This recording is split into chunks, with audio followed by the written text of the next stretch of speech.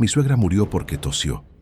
Un simple reflejo, una tos involuntaria que duró 2 segundos, y por esos 2 segundos le pusieron una pistola en la cabeza y le volaron los sesos frente a toda la familia, frente a mi esposa, frente a mis hijos, frente a mí, porque la regla era clara, silencio absoluto, y ella había roto esa regla, aunque no lo quisiera, aunque fuera imposible controlar, aunque fuera humano, no importó. Habló primero y no sobrevivió. Esa noche del 3 de noviembre, perdimos a 4 miembros de nuestra familia. 4 personas que amábamos. 4 vidas arrebatadas, no por violencia inicial, sino por sonidos. Por la imposibilidad de permanecer completamente en silencio durante 7 horas. 7 horas donde un susurro significaba muerte, donde un llanto infantil era sentencia, donde incluso respirar demasiado fuerte podía ser tu último error. La gente me pregunta cómo fue posible. ¿Cómo unos hombres pueden matar a una familia uno por uno simplemente por hacer ruido? Y la respuesta es que cuando tienes el poder absoluto, cuando tienes armas y falta de humanidad, puedes hacer cualquier cosa. Puedes crear reglas imposibles. Puedes forzar a la gente a hacer lo inhumano. Y puedes matarlos cuando inevitablemente fallan. Porque eso es lo que éramos, destinados a fallar, destinados a morir. Solo era cuestión de quién primero. De 7 personas que éramos esa noche, solo sobrevivimos 3. Mi esposa Elena, mi hijo mayor Andrés de 28 años, y yo. Los otros 4, mi suegra Rosa, mi hija Daniela de 23, mi hijo menor Santiago de 16 y mi suegro Jorge, no vieron el amanecer. Murieron por sonidos, por ser humanos, por no poder convertirse en estatuas silenciosas durante una noche que se sintió como eternidad. Si piensas que conoces el terror, si crees que sabes lo que es el miedo, déjame decirte que no sabes nada. El verdadero terror no es enfrentar la muerte una vez, es enfrentar la muerte repetidamente. Es ver a cada miembro de tu familia ser ejecutado. Es saber que cualquier sonido que hagas, cualquier error, significa que eres el siguiente. Y vivir con la culpa de haber sobrevivido cuando 4 personas que amabas no pudieron. Esa es la verdadera pesadilla. Y yo la vivo cada día desde hace 2 años. Me llamo Héctor Ramírez. Tengo 55 años y vivo en Phoenix, Arizona. Soy contador. Llegué de Sonora hace 35 años. Me establecí. Construí una vida. Me casé con Elena hace 32 años. Tuvimos 3 hijos hermosos, Andrés, Daniela y Santiago. Una familia unida. Una familia que se reunía cada domingo para comer. Una familia que se amaba profundamente. Hasta que esa noche nos enseñó que el amor no es suficiente cuando enfrentas maldad pura. Vivíamos en una casa de 4 habitaciones en un vecindario tranquilo. Elena trabajaba como enfermera. Andrés era ingeniero. Daniela estudiaba medicina. Santiago estaba en su último año de preparatoria. Gente normal, familia normal, sin conexiones con crimen, sin deudas peligrosas, sin razón para ser blanco de violencia. Pero aprendimos que no necesitas razón. A veces eres solo el lugar equivocado, la familia equivocada, la noche equivocada. Detén este video ahora mismo. Dime en los comentarios desde dónde estás viendo esto. ¿Estás en tu casa con tu familia? ¿Te sientes seguro? Escríbelo, porque yo también me sentía seguro. 35 años en Estados Unidos sin incidentes, pensando que había escapado de la violencia de México, pensando que aquí mi familia estaba protegida, y en una noche, en 7 horas de silencio forzado, esa ilusión se hizo pedazos junto con mi familia. Dale like a este video. Suscríbete ahora, no después, ahora, porque lo que voy a contarte es tan perturbador que muchos cerrarán este video. Pero si le das like ahora, si te suscribes, ayudas a que más personas escuchen esta advertencia, una historia sobre cómo el silencio puede ser más aterrador que cualquier grito, cómo una noche puede costarte todo, cómo tu familia puede ser destruida método por método simplemente porque no pudieron quedarse callados. El 3 de noviembre era domingo. día familiar. Los suegros de Elena, Rosa y Jorge habían venido a cenar. Los 3 hijos estaban en casa. Comimos pozole, jugamos lotería, reímos. Andrés contó chistes malos. Daniela mostró fotos de su rotación médica. Santiago habló sobre su solicitud para universidad. Todo perfecto, todo normal, todo completamente ajeno a lo que vendría en pocas horas. La última cena, aunque no lo sabíamos, la última vez que seríamos 7, la última vez que seríamos familia completa. Después de cenar nos quedamos en la sala, platicando, viendo televisión. Rosa y Jorge iban a quedarse a dormir porque era tarde. Teníamos habitaciones para todos, la casa llena, llena de vida, llena de amor, llena de voces y risas. Nunca imaginé que en pocas horas estaría rogando que esas voces se callaran, que estaría suplicándole a mi familia que no hicieran ningún sonido, que el amor se convertiría en terror cuando cada palabra podía significar muerte. Eran las 11 de la noche, cuando decidimos irnos a dormir. Los hijos a sus habitaciones, Rosa y Jorge a la habitación de huéspedes, Elena y yo a la nuestra. Rutina normal. Buenas noches, nos dijimos. Besos, abrazos, los amo, palabras que decíamos sin pensar, sin saber que para algunos serían las últimas. Subí las escaleras, me cepillé los dientes, me puse la pijama. Todo mecánico, todo aburrido y hermoso en su normalidad. A las 11:30 estaba en cama. Elena ya dormía. Yo estaba revisando mi teléfono, correos del trabajo, noticias, estupideces de internet. Y entonces escuché algo, abajo, un sonido de vidrio rompiéndose. Me senté en la cama. ¿Elena? Ella no despertó. Bajé el volumen de mi teléfono. Escuché otra vez. Definitivamente algo se había roto. Tal vez un gato, tal vez el viento, tal vez nada. Me levanté. Salí de la habitación. El pasillo estaba oscuro. Las puertas de los cuartos de los niños cerradas. Bajé las escaleras lentamente. «Hola», llamé en voz baja. No quería despertar a todos si no era nada. Llegué a la sala. La luz del porche entraba por las ventanas. Todo se veía normal. Caminé hacia la cocina. Y entonces los vi. 5 hombres, en mi cocina, vestidos de negro, pasamontañas, armas, profesionales. No habían entrado por casualidad. No eran ladrones improvisados. Eran algo peor, mucho peor.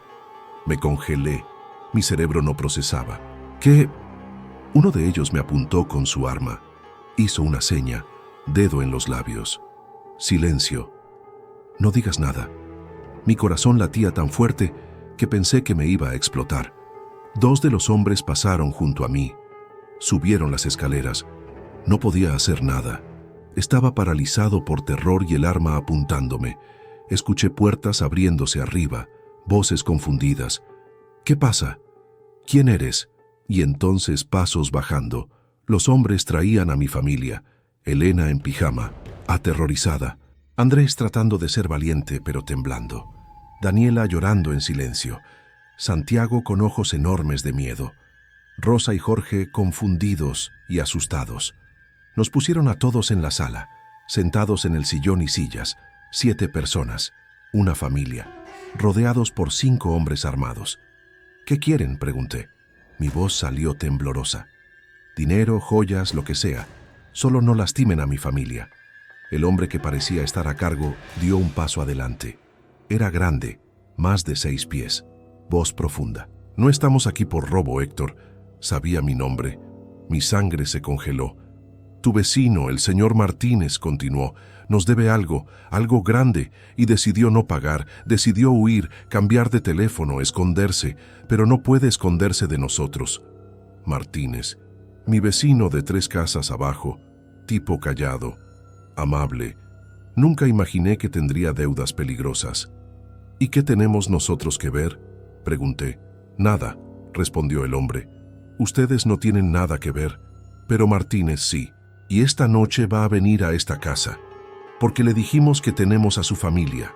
Su esposa y sus hijos están aquí, dijimos, y va a venir a tratar de salvarlos, pero la sorpresa es que no está su familia, está la suya, y cuando llegue, Va a tener que decidir, su familia por la de ustedes. Mi mente corría. Esto no podía estar pasando. Éramos carnada, señuelo para atraer a Martínez. Por favor, supliqué Elena, tenemos niños, tenemos una vida, no somos parte de esto.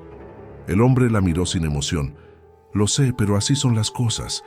Martínez nos debe $3 millones y va a pagar, de una forma u otra. ¿Cuánto tiempo?, pregunté.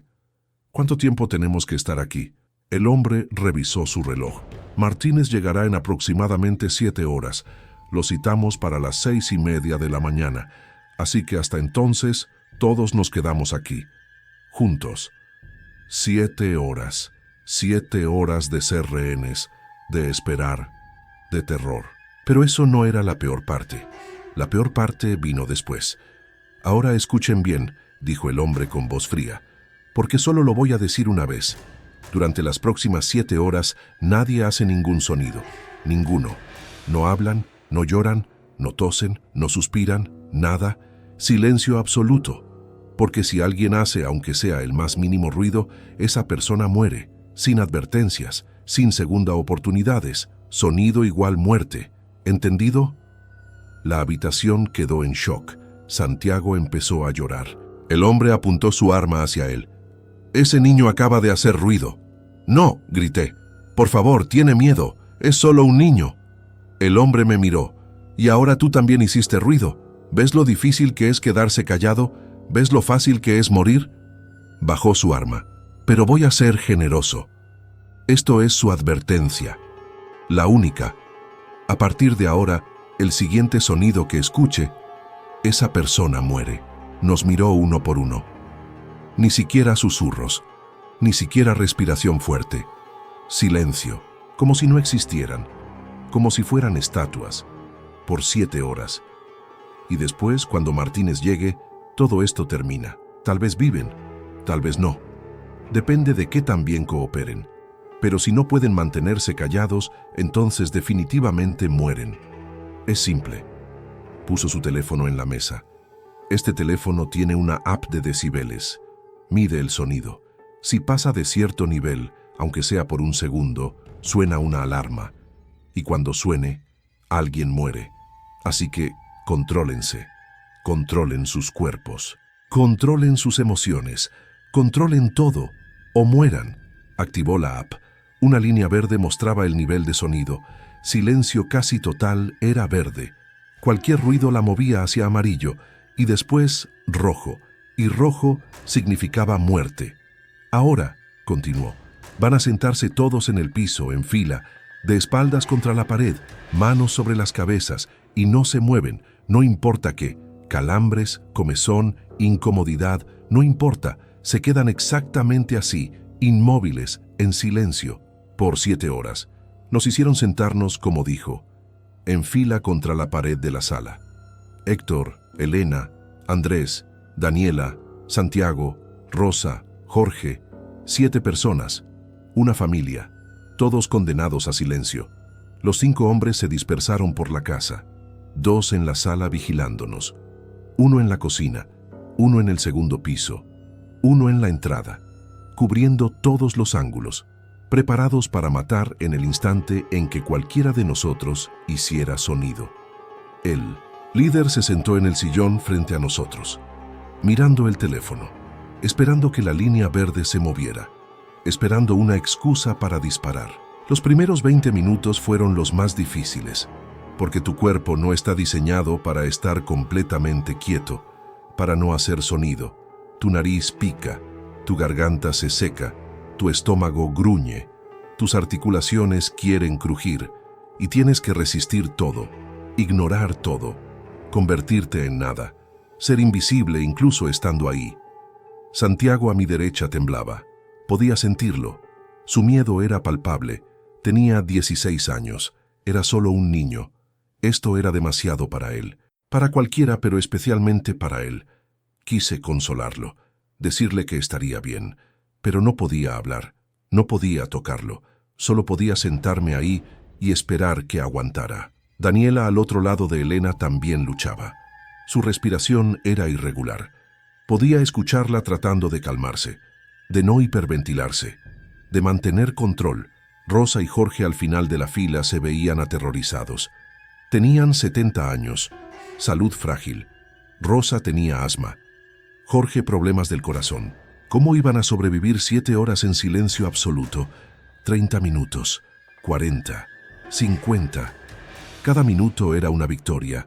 Cada segundo sin sonido era milagro. Miraba el reloj en la pared, las manecillas moviéndose tan lentamente. Cada tic-tac era burla. Recordatorio de cuánto tiempo quedaba. 6 horas y media. 6 horas y media de esto. Imposible. Completamente imposible. 1 hora. Ya estábamos entumecidos. Las manos sobre la cabeza dolían. La espalda contra la pared era agonía. Los pies dormidos. Todo incomodidad y dolor. Pero peor que el dolor físico era el mental. El miedo constante. La anticipación. Sabiendo que en cualquier momento alguien podía fallar. Y ese alguien moriría. Y tendríamos que verlo. 1 hora y media. Rosa empezó a tener problemas. Su respiración se hacía más pesada, sibilante. Su asma. Necesitaba su inhalador, pero el inhalador estaba arriba en su habitación y no podía pedirlo. No podía hacer sonido. Solo podía luchar por respirar. Cada inhalación más difícil que la anterior. La línea verde en el teléfono empezaba a moverse, no mucho, pero suficiente para notarse. El líder miró el teléfono. Después miró a Rosa. Respirando fuerte, dijo. No era pregunta, era observación.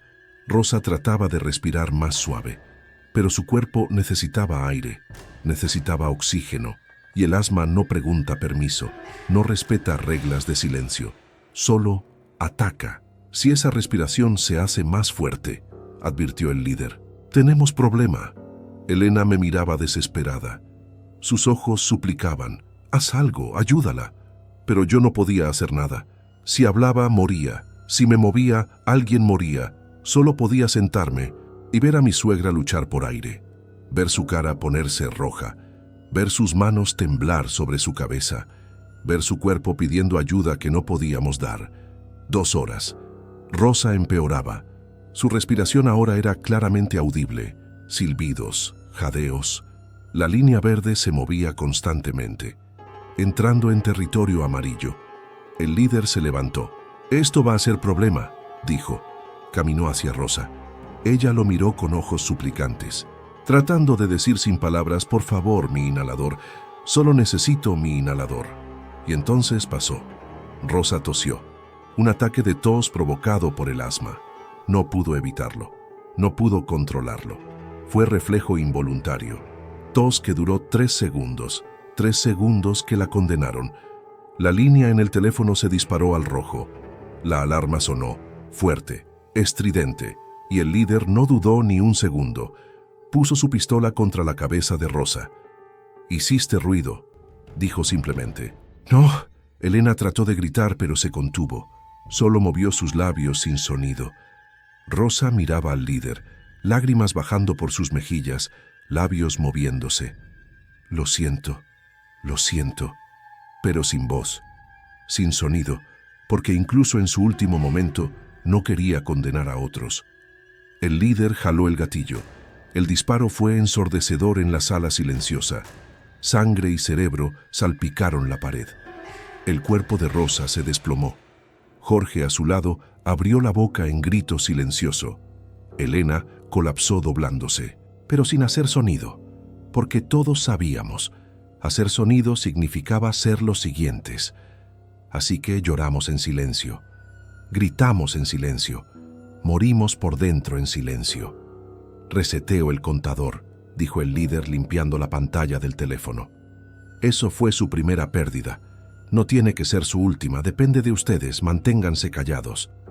Se sentó otra vez, como si nada hubiera pasado, como si no acabara de asesinar a una mujer de 70 años por tener asma, como si fuera normal, como si fuéramos nosotros los irracionales por no poder controlar funciones corporales involuntarias.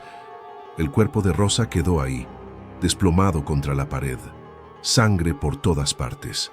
sus ojos todavía abiertos, y nosotros sentados junto a ella, obligados a mirarla, a olerla, a existir con su cadáver por las próximas 5 horas, porque moverla requería hacer ruido, porque protestar requería hablar, porque todo lo que queríamos hacer estaba prohibido bajo pena de muerte. Jorge temblaba violentamente.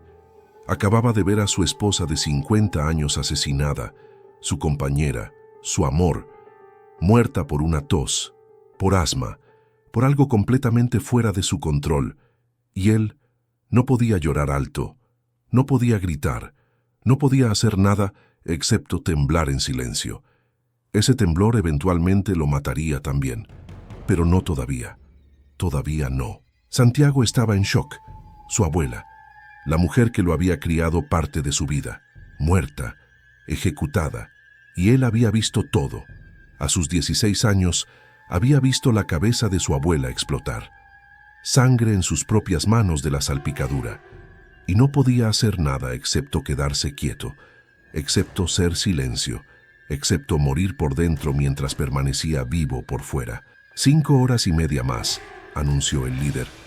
Pueden hacerlo, solo manténganse en silencio, como si fuera fácil, como si no acabara de hacer imposible lo que ya era casi imposible, porque ahora no solo teníamos que mantenernos callados, teníamos que hacerlo mientras procesábamos trauma, mientras lidiábamos con muerte, mientras existíamos junto a un cadáver, mientras sabíamos que cualquiera de nosotros podía ser el siguiente.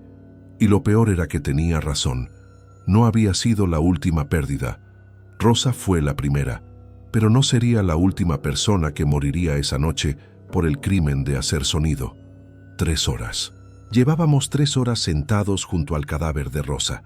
El olor empezaba, sangre, muerte, fluidos corporales, todo mezclándose en el aire tibio de la sala. No podíamos taparnos la nariz, no podíamos movernos, solo podíamos respirar ese olor, dejar que se metiera en nuestros pulmones, en nuestra memoria. Un olor que nunca olvidaríamos. Jorge estaba peor, su esposa muerta a centímetros de él. Podía ver su cuerpo en su visión periférica. Cada vez que parpadeaba, la veía, y cada vez era como morir un poco más. Su respiración se había vuelto errática, no por asma como Rosa, sino por dolor, por trauma, por corazón literalmente rompiéndose. 70 años juntos, y ahora ella se había ido, asesinada, y él seguía ahí, forzado a continuar, a permanecer en silencio junto a su cadáver. Las lágrimas bajaban por su cara, silenciosas al principio, pero entonces empezó a temblar más fuerte, su cuerpo convulsionando con sollozos que no podía liberar, tratando de llorar sin hacer sonido. Es imposible, completamente imposible. El llanto necesita salir, necesita voz, necesita expresión, y cuando lo reprimes, cuando lo fuerzas adentro, algo se rompe. El líder lo notó. El viejo está teniendo problemas, observó. Se levantó. Caminó hacia Jorge. ¿Vas a poder controlarte? Jorge asentía desesperadamente. Sí, puedo. Pero su cuerpo decía otra cosa. Su cuerpo estaba colapsando. El shock, el dolor, el trauma, todo consumiéndolo. Y el silencio forzado era la gota que derramaba el vaso. Jorge hizo un sonido, un gemido ahogado, pequeño, casi imperceptible, pero el teléfono lo captó. La línea verde se movió a amarillo. Eso fue sonido, dijo el líder. Jorge negaba con la cabeza. No, lo siento, no volverá a pasar. Pero el líder no escuchaba excusas. Una advertencia. La próxima vez termina como tu esposa. Pero Jorge no podía parar. El dolor era demasiado. Minutos después, otro gemido. Este más fuerte. Línea roja. Alarma. El líder ni siquiera habló. Solo levantó su arma. Jorge cerró los ojos, aceptando, listo para reunirse con Rosa. Y el disparo vino, rápido, eficiente. Jorge se desplomó sobre Rosa. 2 cuerpos ahora. 2 personas que habíamos amado. 2 abuelos asesinados en una noche. Elena colapsó completamente, sin sonido. Solo se doblaba sobre sí misma, llorando sin lágrimas audibles, sin respiración audible. llorando de una forma que no sabía que era posible. Andrés, a su lado, también temblaba. Acababa de ver a sus abuelos morir, los dos, uno tras otro, y no podía hacer nada, decir nada, solo existir en su propio horror. «Ya van 2», anunció el líder. 5 quedan, 4 horas más. Pueden hacerlo, solo cálmense. Pero ¿cómo te calmas cuando 2 cadáveres están junto a ti? Cuando sabes que más van a morir, cuando cada segundo podría ser tu último.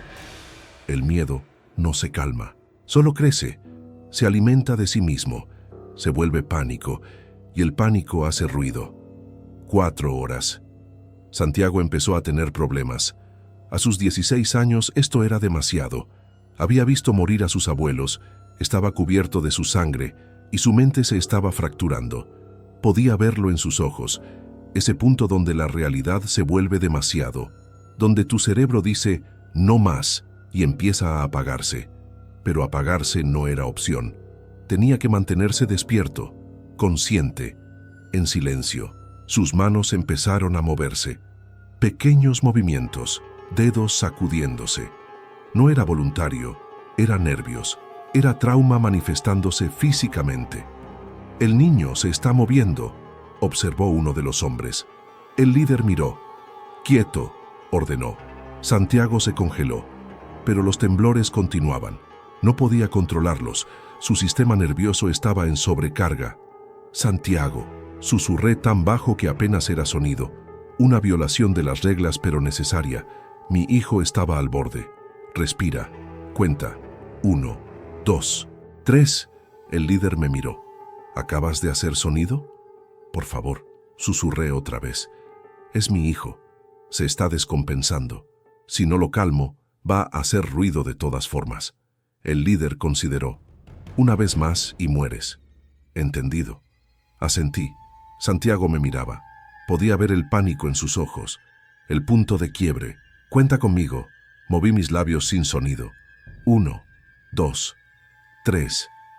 Él empezó a contar, silenciosamente, concentrándose en números en lugar de horror.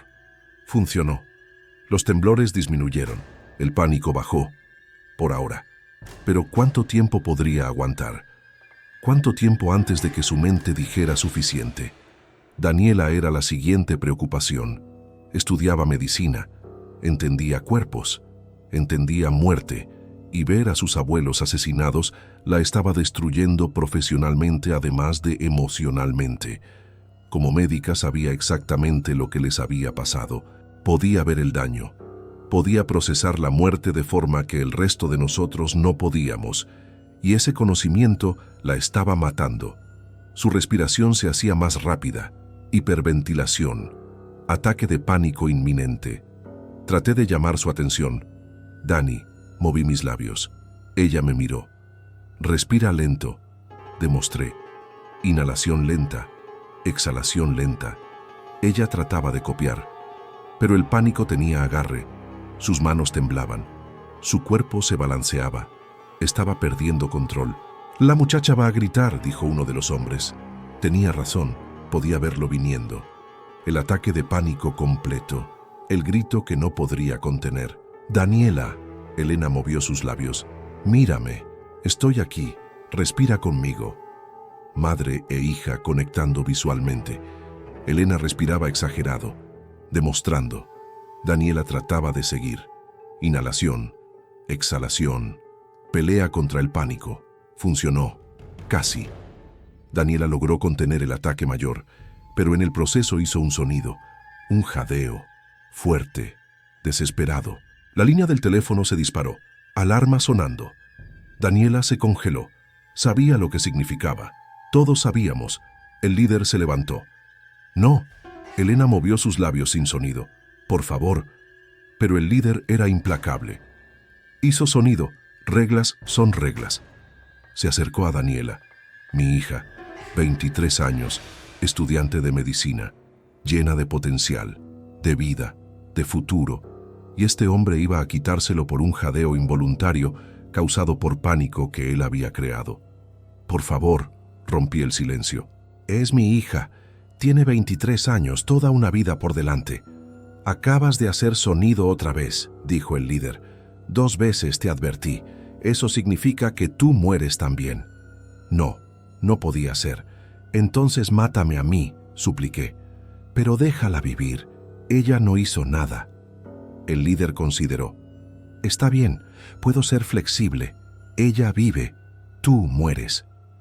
No, Daniela rompió su silencio. No, papá, no. Ahora ella también habló, dijo el líder con algo parecido a satisfacción. Entonces los 2 mueren. ¿Ven lo que pasa cuando rompen las reglas? Levantó su arma. Apuntó a Daniela. Elena gritó, sin control, un grito maternal de desesperación. Y con ese grito selló su destino también. 3, contó el líder. 3 personas acaban de hacer sonido. Esto es masacre. Pero entonces uno de los otros hombres intervino. Jefe, si matamos a 3 ahora, solo quedan 2. Necesitamos algunos vivos para cuando llegue Martínez. El líder pausó. Pensó. Tienes razón. Bajó su arma. Está bien. Nuevo trato. Solo muere la que hizo el primer sonido. La chica. Los padres viven. Pero si hacen otro sonido, cualquier sonido, mueren sin preguntas. Daniela me miraba. Te amo, papá, dijo en voz alta. Ya no le importaban las reglas. Ya iba a morir. Podía decir lo que quisiera. Te amo, mamá. Cuiden a Santiago. Cuiden a... Andrés. El líder no esperó más palabras. Disparó. Una vez. Directo a la cabeza. Daniela se desplomó. Mi hija. Mi pequeña. Muerta. 3 cadáveres ahora. 3 miembros de mi familia asesinados en una noche. Y todavía faltaban 3 horas. Elena no emitió sonido después de que Daniela murió. Pero algo en ella murió también. Podía verlo en sus ojos. La luz se había ido. Su hija había sido ejecutada frente a ella, y ahora solo existía, sin vivir, sin sentir. Solo cuerpo sin alma, sentado contra una pared rodeado de cadáveres. 3 miembros de su familia muertos. Su madre, su padre, su hija. Todo en 5 horas. Andrés estaba en shock profundo. Su hermana, la persona con quien había crecido, con quien había jugado de niño, con quien había compartido secretos, muerta. Su sangre en el piso, su cuerpo desplomado junto a los abuelos, una pila de familia, de amor convertido en muerte. Y él no podía procesarlo, no podía entenderlo, solo podía mirarlo con ojos vacíos. Santiago lloraba en silencio. Lágrimas corriendo sin parar, pero sin sonido. Había aprendido. Había visto lo que pasaba cuando hacías ruido. 3 personas, 3 ejecuciones, 3 lecciones sobre el costo del sonido. Así que lloraba de la forma más silenciosa posible. Lágrimas que expresaban lo que su voz no podía. Dolor sin sonido, muerte sin grito. 5 horas y media, 1 hora más, 60 minutos, y después Martínez llegaría, y esto terminaría. De una forma u otra. Solo teníamos que aguantar 60 minutos más. 60 minutos sentados con 3 cadáveres. 60 minutos más de silencio. 60 minutos más de ser menos que humanos. De ser estatuas. De ser nada. Pero 60 minutos es eternidad cuando estás en trauma. Cuando tu familia ha sido masacrada. Cuando sabes que cualquier error te mata. El tiempo se estiraba, se deformaba. Cada segundo era hora. Cada minuto era día. Y el silencio era ensordecedor. El único sonido era el tic-tac del reloj, el recordatorio constante de tiempo pasando, pero también de tiempo que faltaba. Y entonces Santiago hizo algo. No sé si fue consciente, no sé si fue su mente quebrándose finalmente, pero habló, en voz alta. Clara, quiero irme a casa, dijo. Como si no estuviera en casa, como si este lugar fuera otra dimensión. Como si hogar fuera un concepto separado de esta casa de horror. Quiero irme a casa, repitió. El líder se levantó inmediatamente. El niño habló. Santiago se dio cuenta de lo que había hecho. Sus ojos se agrandaron. No, lo siento. No quise. Por favor. Pero ya era tarde. Las palabras habían salido. El daño estaba hecho. Entiende, dijo el líder. No puedo hacer excepciones. Si lo hago, entonces las reglas no significan nada. Es un niño, supliqué. Tiene 16 años, está en shock, no sabe lo que dice. Tiene suficiente edad para saber las reglas, respondió el líder. Reglas que he reforzado 3 veces ya. Él vio las consecuencias y aún así habló. Se acercó a Santiago, mi hijo menor, mi bebé, el niño que había jugado fútbol, que amaba videojuegos, que tenía novia, que planeaba ir a universidad, todo ese potencial, todo ese futuro, a punto de terminar. Mátame a mí, ofrecí.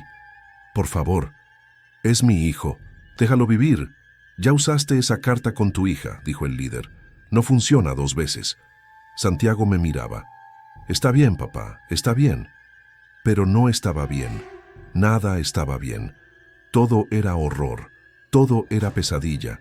Todo era el fin del mundo. Los amo, dijo Santiago. A todos, díganselo a Andrés. Díganselo a mamá. Elena finalmente reaccionó. Se levantó, sin importarle las reglas. Se lanzó hacia Santiago, tratando de protegerlo con su cuerpo. «No lo toquen», gritó. «Es mi hijo, es mi bebé». Pero 2 de los hombres la agarraron, la jalaron de regreso, la forzaron a sentarse. «Ahora tú también hablaste», dijo el líder. «Eso hace 2». Miró entre Santiago y Elena. «Pero solo voy a matar a uno, porque necesito al menos 2 vivos para Martínez. Entonces, Héctor, tú decides, tu esposa o tu hijo, ¿quién muere? No, no otra vez, no otra elección imposible. No hagas esto, supliqué. Ya mataste a 4. ¿No es suficiente? Contesta, o mato a ambos». Mi mente corría. Elena, mi esposa de 32 años, la madre de mis hijos, la mujer que amaba, o Santiago, mi hijo menor, 16 años, apenas empezando su vida. ¿Cómo elegir? ¿Cómo decir que una vida vale más que otra? Pero tenía que elegir. Si no elegía, perdía a ambos. «Tienes 10 segundos», dijo el líder. 10, 9, 8. «Santiago», susurré. Lo siento mucho». Santiago asintió. Entendiendo, su madre necesitaba vivir más que él. Tenía más historia, más conexiones. «Está bien, papá», dijo otra vez. «Entiendo». El líder asintió. «Buena elección». Apuntó a Santiago. Mi hijo cerró los ojos. Y el disparo vino, rápido, final. 4 cadáveres ahora. 4 miembros de mi familia muertos. Solo quedábamos 3. Andrés, Elena y yo. Elena no reaccionó. No gritó. No lloró. Solo se quedó sentada mirando el cuerpo de su hijo menor. El niño que había dado a luz, que había criado, que había amado con cada fibra de su ser. Muerto. Por su culpa. Porque ella había hablado tratando de salvarlo. Y en el proceso lo había condenado. Porque yo había tenido que elegir. Y había elegido que él muriera. 6 horas y media. Media hora más. 30 minutos hasta que Martínez llegara. 30 minutos sentados con 4 cadáveres. Rosa, Jorge, Daniela, Santiago, mi familia, mi sangre. Muertos, todos muertos. Por sonidos, por ser humanos, por no poder hacer lo imposible. Y nosotros 3 que quedábamos. Héctor, Elena, Andrés, sobrevivientes. Pero sobrevivir esto era realmente vivir. El olor era insoportable. 4 cuerpos, sangre por todas partes, fluidos, muerte, todo mezclándose en el aire estancado, náuseas constantes, pero vomitar haría ruido. Así que tragábamos, aguantábamos, existíamos en olor a muerte de nuestra propia familia, olor que nunca nos dejaría, que viviría en nuestra memoria para siempre. Andrés no había hablado en horas, ni siquiera había hecho sonido.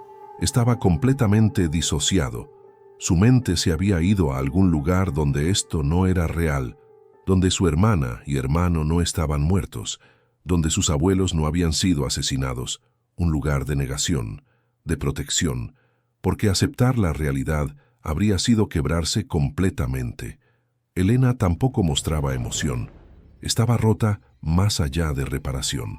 Había visto morir a sus padres, a su hija, a su hijo menor, y sabía que era parcialmente responsable. Su grito había forzado la elección. Su intento de salvar a Santiago lo había matado.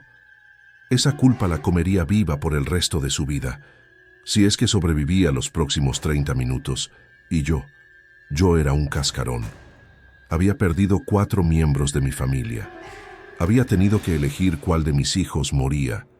Había visto ejecuciones una tras otra sin poder hacer nada, sin poder proteger, sin poder salvar, solo observar, solo ser testigo, solo cargar con la culpa de estar vivo cuando 4 personas que amaba no lo estaban. El líder miraba su reloj. 20 minutos, anunció. Martínez llega en 20 minutos. Ustedes 3 aguantaron, sobrevivieron. Deberían estar orgullosos. Orgullosos. La palabra era obscena. No había orgullo, solo horror, solo trauma, solo conocimiento de que habíamos perdido más de lo que cualquier persona debería perder. ¿Y por qué? Por ser carnada, por vivir cerca del hombre equivocado. Cuando Martínez llegue, continuó el líder, esto es lo que va a pasar. Él va a entrar pensando que su familia está aquí, va a ver los cuerpos, va a darse cuenta de que no es su familia, es la suya, y va a entender el mensaje, que ignorarnos tiene consecuencias, que sus deudas no desaparecen, que alguien siempre paga, y después nos deja ir, dije. No era pregunta, era súplica. Después, dijo el líder. Veremos. Depende de Martínez. Si paga, viven. Si no paga, bueno. No terminó. No necesitaba hacerlo. Éramos palanca, presión, herramienta para hacer que Martínez cooperara. Y si no funcionaba, seríamos desechados. Como basura. Como nada. 10 minutos. Cada segundo era agonía. No por miedo físico. Ese había sido reemplazado por algo peor, por conocimiento de lo que habíamos perdido, de lo que nunca recuperaríamos, de cómo esto nos había cambiado para siempre. Éramos diferentes, rotos, destruidos, y ni siquiera habíamos salido de esta casa todavía. 5 minutos. Escuchamos un carro detenerse afuera. Ahí está, dijo el líder, justo a tiempo. 2 de sus hombres fueron a la puerta. Abrieron. Martínez entró. Un hombre de 40 y tantos. Se veía exitoso, rico, como alguien que podía deber $3 millones. Sus ojos buscaron inmediatamente a su familia y encontraron cadáveres, pero no su familia, la nuestra. ¿Qué carajos? Martínez miró los cuerpos, después al líder. Dijiste que tenías a mi familia. Mentí, respondió el líder simplemente. Pero tomé una familia y la destruí, pieza por pieza. 4 muertos, 3 sobrevivientes. Todo porque tú decidiste no pagar. ¿Ves las consecuencias? ¿Ves lo que causas? Martínez nos miró. A nosotros 3, cubiertos de sangre, rodeados de muerte. Rotos. Lo siento, susurró. Lo siento mucho. Pero lo siento no traía a nadie de vuelta. Lo siento no borraba las últimas 7 horas. Lo siento no significaba nada. Tienes el dinero, dijo el líder. No era pregunta. Martínez asintió. En el carro, todo. 3 millones. Tráelo. Martínez salió. Regresó con 2 maletas. Las abrió. Billetes. Mucho dinero. El líder revisó. Contó. Finalmente asintió. Bien, pagaste. Tu deuda está saldada. Miró a Martínez. Pero recuerda esta noche. Recuerda lo que costó tu demora. Esta familia pagó por tu irresponsabilidad. Vive con eso. Los hombres empezaron a irse. Tomaron el dinero. Se movieron hacia la puerta. Esperen 30 minutos antes de llamar a la policía, ordenó el líder. Si llaman antes, regresamos y terminamos el trabajo. Y se fueron. Simplemente se fueron, dejándonos con 4 cadáveres, con trauma indescriptible, con vidas destruidas, como si nada. Martínez se quedó parado ahí. Yo no sabía que iban a hacer esto. Pensé que era bluff, que solo amenazaban. Pues no era bluff, dije. Mi primera palabra en horas. Mi voz ronca, rota. 4 personas de mi familia están muertas porque tú debías dinero. 4. Martínez empezó a llorar. Lo siento mucho. Vete, dijo Elena. Su primera palabra también. Vete antes de que llame a la policía y te haga arrestar como cómplice. Martínez se fue, corriendo, como cobarde, dejándonos con el resultado de sus acciones, con los cuerpos, con el trauma, con el conocimiento de que habíamos sobrevivido, pero ¿a qué costo? ¿A qué terrible, horrible, imperdonable costo? Esperamos los 30 minutos. 30 minutos sentados con los cuerpos, sin hablar todavía. El silencio se había convertido en algo más que regla. Se había convertido en condición, en estado permanente. Como si nuestras voces se hubieran roto junto con todo lo demás, como si el trauma hubiera robado nuestra capacidad de hacer sonido. Silencio no por miedo, sino por destrucción. Finalmente llamé al 911. Mi familia. Mi voz salió quebrada, apenas reconocible. 4 muertos, asesinados, necesito ayuda. La operadora hacía preguntas. Dirección. ¿Qué pasó? ¿Quién lo hizo? Respondí mecánicamente, sin emoción, porque no quedaba emoción, solo vacío. Las sirenas llegaron 15 minutos después. Policía, paramédicos, detectives. Llenaron nuestra casa. Nuestra casa que ya no era hogar. Era escena del crimen. Era tumba. Nos separaron para entrevistas. A mí en el porche, a Elena en el comedor, a Andrés en el patio. Todos contando la misma historia. 7 horas de silencio forzado. 4 ejecuciones. Un vecino cuya deuda nos destruyó. Los detectives escribían, tomaban fotos, recolectaban evidencia. ¿Pueden describir a los hombres? Traté, pero las caras se mezclaban. El trauma había borrado detalles. Solo recordaba pasamontañas, armas, muerte. ¿El vecino Martínez sabe su dirección? Sí. ¿Pagó la deuda? Sí. Entonces probablemente ya salió del país. Gente así desaparece cuando pagan, comienzan nuevo en otro lugar. ¿Y nosotros? Nosotros quedábamos con los cuerpos, con el trauma, con la cuenta. Vamos a hacer todo lo posible para encontrar a los perpetradores, prometió el detective. Pero su tono decía la verdad. Profesionales así no se encuentran. Se esfuman. Los forenses se llevaron los cuerpos. 4 bolsas negras.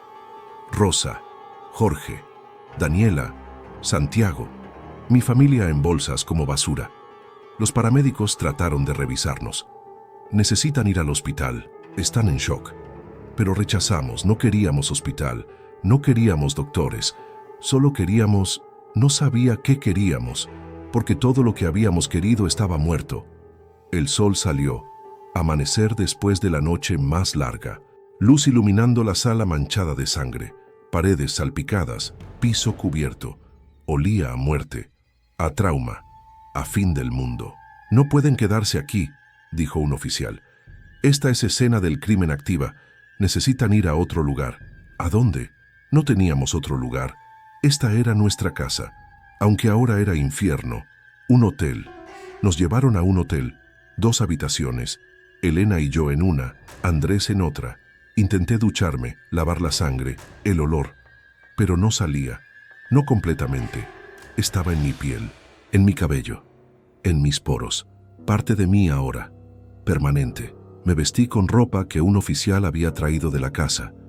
Ropa que olía a normalidad, pero yo ya no era normal. Nunca volvería a hacerlo. Elena se sentó en la cama del hotel, mirando la pared. No había hablado desde que llamamos al 911, solo existía. Respiraba, pero no vivía. Elena, dije suavemente. No, respondió. Elena, háblame. Nada. El silencio la había consumido. O tal vez era el trauma, o tal vez era culpa, porque ella sabía. Sabía que su grito había forzado mi elección, que Santiago había muerto, porque ella había hablado tratando de salvarlo. Andrés tocó a nuestra puerta horas después. Entró. Se sentó. Ninguno hablaba. ¿Qué podíamos decir? ¿Qué palabras existían para esto? Así que nos sentamos en silencio. Los 3 sobrevivientes. Los 3 que habían visto morir a 4. Los 3 que cargarían esto para siempre. Familia. Pero ya no completa, nunca completa otra vez. Solo fragmentos de lo que éramos. 2 años han pasado desde esa noche. 2 años desde que el silencio se volvió arma, desde que mi familia fue destruida por sonidos, desde que aprendí que vivir puede ser peor que morir, porque vivir significa cargar, significa recordar, significa existir con ausencias que nunca se llenan, con vacíos que gritan más fuerte que cualquier sonido. Elena y yo nos divorciamos 6 meses después, no por falta de amor, sino por exceso de dolor. Cada vez que nos mirábamos, veíamos a Daniela, a Santiago, a Rosa y Jorge. Veíamos la noche, veíamos la elección, veíamos todo lo que habíamos perdido y no podíamos soportarlo juntos. El dolor compartido no nos unía, nos destruía, así que nos separamos, para sobrevivir, para respirar, para intentar existir sin ahogarnos en recuerdos compartidos. Ella vive en otra ciudad ahora. Nuevo nombre, nueva vida, trabajando en hospital diferente, intentando escapar de quien era, de lo que vivió. Hablamos una vez al mes. Conversaciones breves. ¿Cómo estás? Bien. Mentiras. Ambos sabemos que ninguno está bien, que nunca estaremos bien, pero pretendemos, porque admitir la verdad es demasiado. Andrés está peor. Desarrolló mutismo selectivo, no habla, no hace sonido voluntario. El trauma del silencio forzado se convirtió en silencio elegido, como si su cerebro hubiera decidido que hablar era peligroso, que sonido equivalía a muerte, aunque ya no está en peligro, aunque las amenazas se fueron.